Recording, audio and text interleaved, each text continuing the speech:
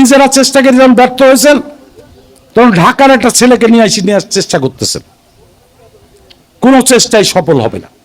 আসন দিয়েছি আমার ভোট সেন্টারে, আপাত সেবার ভগ্নিপতি একই গ্রামে বাড়ি কিন্তু সেন্টার আলাদা। আমার সেন্টারে 1700 ভোট বেশি পায় আলতাফ সাহেব, আর তার নিজের ইউনিয়নে সে নির্বাচনে হেরে যায়নি, তার নিজের ইউনিয়নে। উনি নির্বাচনের পর কি বললেন, আমি তাবলিগ করতে যাব, আমি আর পর রাজনীতি করব না। উনি তাবলিগে চলে গেলেন না। 5ই আগস্টের পর এখন মনে হচ্ছে দেশের অবস্থা ভালো, সুরসুরি জাগতেছে। জাগান। নিজেরা চেষ্টা করেছিলেন এক সময় নাসির সাহেবকে সাথে করে, নাসির সাহেব হাজার হাজার কোটি টাকার মালিক, চেয়েছিলেন যে নাসির সাহেব টাকা দিয়ে নমিনেশন কিনে নিয়ে আসবে, আমরা নাসির সাহেবকে ধরি দুই খাবো। নাসির সাহেব নমিনেশন পায়নি, বাচ্চু মোল্লা নমিনেশন পেয়েছিল।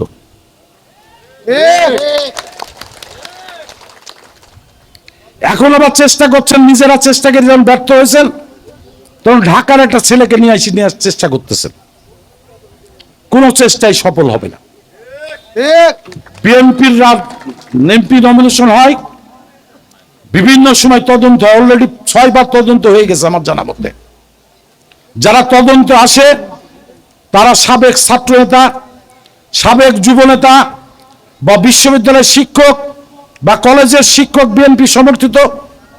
তারা সারা বাংলাদেশের হয়তো একটা এলাকা ভাগ করে দেওয়া হয়, এই এলাকা তোমার, তুমি তদন্ত রিপোর্ট নিয়ে আসো।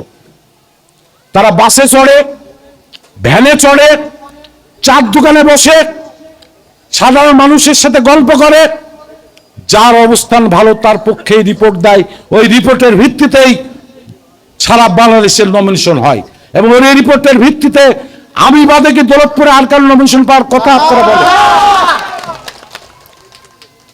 2018 সালে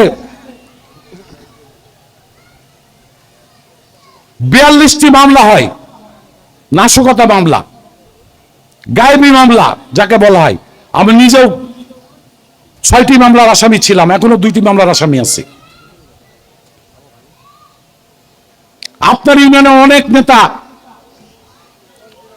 খোয়ার চেয়ারম্যান জার্জিস খাঁ, আইজুল ভাই সহ মিন্টু হেডমাস্টার তো জেলই খাটলো, আলাউদ্দিন ভাই, আমি সবার নাম হয়তো বলতে পারছি না, কেউ কিছু মনে করেন না। বহু নেতা আপনাদের ইউনিয়নেও আসামি হয়েছে।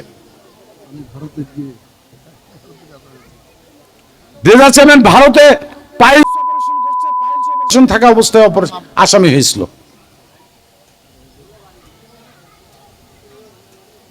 এইসব মামলায় জামিন কে করিয়েছে? হাইকোর্ট থেকে।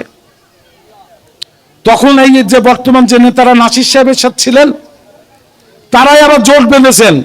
তারা কে বলতে পারেন বুকে হাত দিয়ে একটি টাকা দিয়েছেন, একদিন তকবির করতে গিয়েছেন, একটা আসামি জামিন করিয়েছেন?